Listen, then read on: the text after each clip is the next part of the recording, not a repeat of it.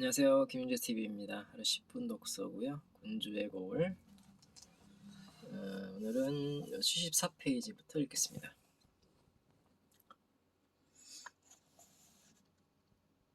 살라미스를 아테네 여인들의 자식들을 죽이게 되는 부정한 곳에서 해석하는 사람도 있었다. 그러나 테미스토클레스는 도시로 둘러싸인 높은 언덕을 파르테논 신전이 있는 아크로폴리스로 해석했다. 그곳을 떠나 대지의 끝으로 도망가라는 것은 아테네를 떠나 피레우스 항구에서 배에 오르라는 뜻이라고 주장한 것이다. 실제로 아크로폴리스에서 보면 피레우스 항구는 비록 지척이지만 대지의 끝에 해당한다. 그리고 신탁에서 말하는 나무 성벽을 바로 자신의 주장으로 건조해 놓은 200척의 3단 노선으로 해석했다. 나무로 된 이 3단 노선에 들어가서 함께 싸우는 것이 아테네가 파괴되지 않고 자식을 살리는 길이라고 주장했다. 그는 운명적인 해전의 장소를 살라미스라고 보았다. 왜냐하면 델포이의 신탁이 그곳을 신성한 살라미스라고 불렀기 때문이다. 그곳이 아테네 군대가 패망할 불길한 곳이라면 비정한 살라미스라는 표현이 더 적절했을 것이라는 주장이었다. 한편 테르모필레에서 레오니다스와 300명의 스파르타 용사들을 단숨에 물리친 페르시아 육군이 빠른 속도로 아테네와 스파르타 쪽으로 남하하고 있다는 소식이 전해졌다. 그러자 다급해진 그리스의 연합군 사령관들은 아테네를 포기하고 펠로폰네소스 반도로 집단 이주해야 한다는 주장을 펼쳤다. 만약 페르시아 군대가 육로를 통해 펠로폰네소스 반도로 진군한다면 코린토스라는 좁은 지역을 통과해야 하므로 이곳의 방어를 위한 배수진을 치면 승산이 있다고 판단했다. 사실 이런 주장은 스파르타 자국을 보호하기 위한 스파르타인들의 억지 논리였지만 펠로폰네소스 반도로 들어가기 위한 병목 지역인 토린쿠스는 폭이 약 6km밖에 되지 않기 때문에 전략상 최고의 요충지임에는 분명했다. 아테네를 끝까지 사수하자는 주장, 펠로폰네소스 반도로 가족들을 집단 이주시킨 뒤 남자들은 코린토스의 병목에서 방어선을 펼치자는 주장, 그리고 아예 이탈리아 남부로 집단 이주하자는 주장이 서로 충돌하면서 그리스 연합군은 의견 일치를 보지 못했다. 이 혼란 중에 테미스토클레스는 또 다른 작전을 구사한다. 마치 자신을 그리스를 배신한 변질자처럼 속여 크세르크세스에게 밀사를 보내고 페르시아의 해군을 살라미스의 좁은 해협 쪽으로 유도한 것이다. 테미스토클레스가 보낸 사신은 크세르크세스에게 거짓 정보를 흘린다. 저는 아테나인들의 장군께서 다른 헬라스인들 몰래 보내신 밀사입니다. 그분께서는 대왕께 호의적이시라 헬라스인들보다는 그대들이 전쟁에서 이기기를 바라고 계십니다. 그분께서는 저더러 헬라스인들은 겁에 질려 도망칠 궁리만 하고 있으니 그들이 도망치도록 수수방관하지만 않는다면 그대들이 가장 빛나는 승리를 거두게 될 것이라고 그대들에게 전하라 하셨습니다. 그들은 서로 분열되어 있어 그대들에게 대항하지 못할 것이기 때문입니다. 평소 기가 얇고 우유부단하기로 유명한 크세르크세스는 테미스토클레스가 보낸 밀사의 말을 철석같이 믿고 살라미스의 모든 해군력을 집중시킨 뒤 성급한 공격을 감행한다. 총 1207척의 함선을 거느리고 그리스를 공격했지만 참담한 패배로 결말이 났다.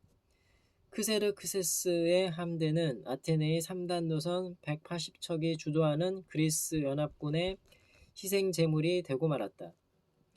이 테미스토클레스가 주인공으로 등장하는 살라미스 해전 또한 영화 300 제국의 부활 2014년로 개봉했었다. 마라톤 전투에서 다리우스 왕이 테미스토클레스가 쏜 화살에 맞아 죽었다거나 페르시아의 여장군 아르테미시아의 활약이 지나치게 과장되었다는 정도의 왜곡을 제외하면 살라미스 해전의 전모를 이해하는 데 어느 정도 도움이 되는 영화다. 헤로도토스의 역사에서도 강조되고 있듯이 살라미스 해전의 승리로 인해 그리스 전체가 절체절명의 위기에서 벗어날 수 있었고 그 승리의 영광은 테미스토클레스에게 돌아가야 했다. 헤로도토스도 이 점을 확인시켜주고 있다. 여기서 나는 많은 사람들이 불쾌히 여기게 될 견해를 밝히지 않을 수 없다. 그렇다고 하더라도 그것이 진실이라 믿기에 나는 유보하지 않겠다. 만약 아테나인들이 다가오는 위험에 겁을 먹고 나라를 떠났거나 떠나지 않고 남아있더라도 크세르크세스에게 항복했다면 바다에서 페르시아 왕에게 맞서려 한 자는 아무도 없었을 것이다.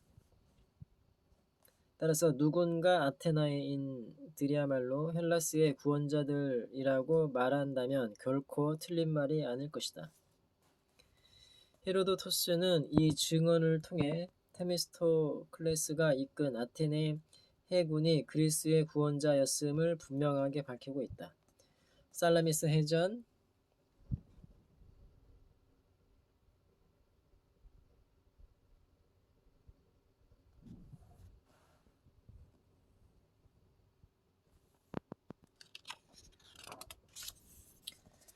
을 승리로 이끈 테미스토클레스와 같은 탁월한 리더가 있었기 때문에 그리스 페르시아의 침공이라는 전대미문의 아포리아에서 무사히 벗어날 수 있었다는 것이다. 테미스토클레스는 미래를 예측하는 통찰력과 그것을 실행에 옮기는 지략과 과감한 추진력 부분에서 후대의 군주들이 반드시 본받아야 할 덕목을 갖춘 군주의 거울이 됐다. 그러나 헤로도토스의 역사를 끝까지 읽어보면 이 대목에서부터 놀라운 반전이 펼쳐진다.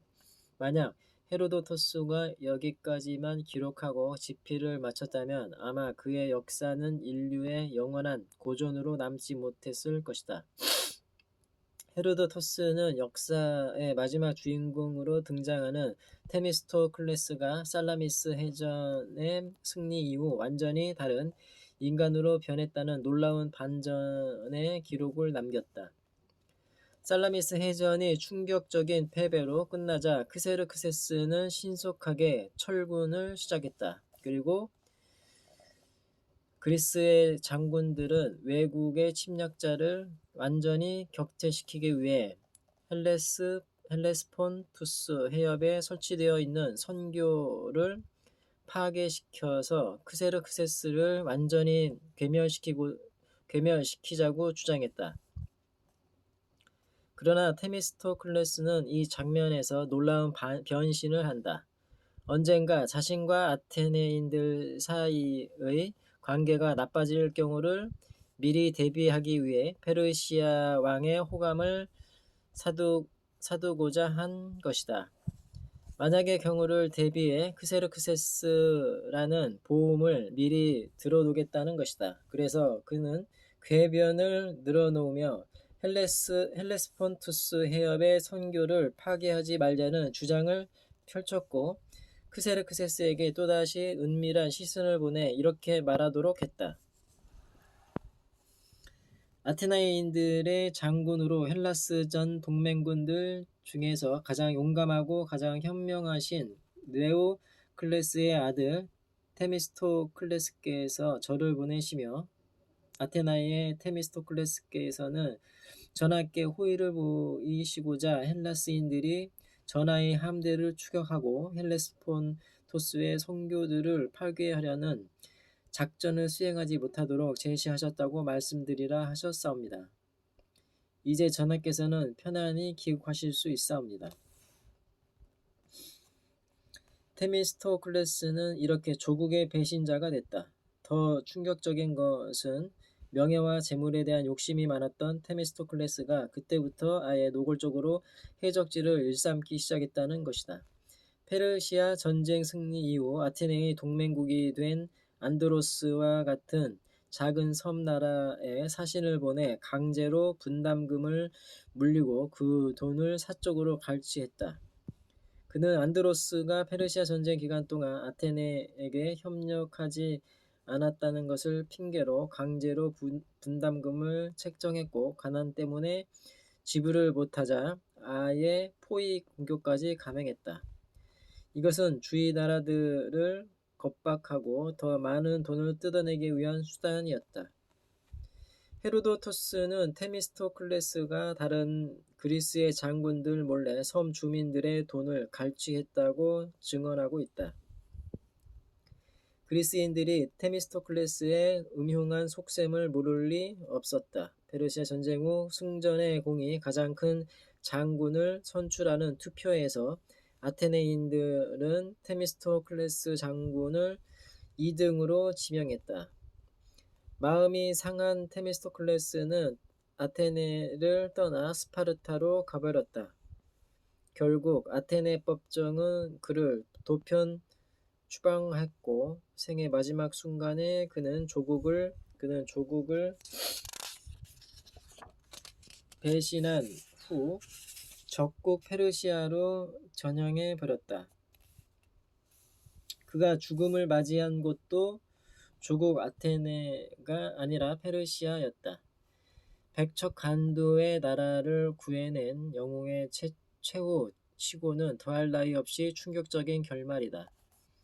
페르시아 전쟁의 전말을 기록한 헤로도토스는 테미스토클레스에 대한 기록을 최고의 영웅이 아닌 최후의 변절자로 마무리한다.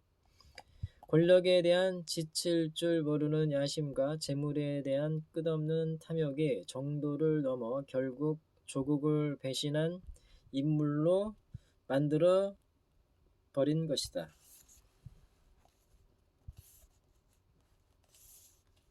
네, 오늘은 여기까지 읽겠습니다. 감사합니다. 구독과 좋아요, 댓글까지 부탁드립니다. 감사합니다.